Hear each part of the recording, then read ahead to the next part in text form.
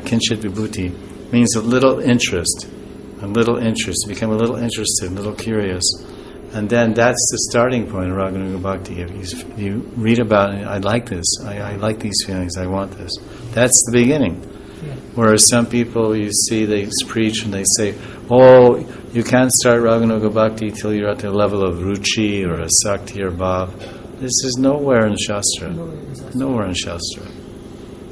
The fact is that out of 1,000 devotees living in Vrindavan, maybe one has any greed. Yes. It's a bhav and greed is very, very rare things to even begin.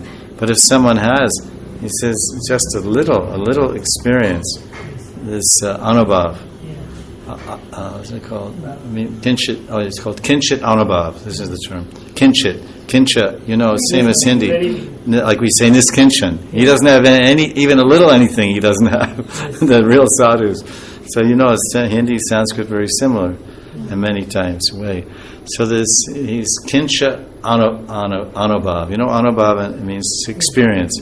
It means a little inspiration. Jiva Goswami describes, he's inspired. Oh, he's attracted. This is the beginning point. It can begin on anartha nivritti. Yes. Anartha nivritti. Yes. So this is Bhakti Rasamrita Sindhu. This is Raghavartman Chandrika. This is the teachings of our Goswamis. Yes. And if we speak something other than that, it's Apasiddhanta. Yeah.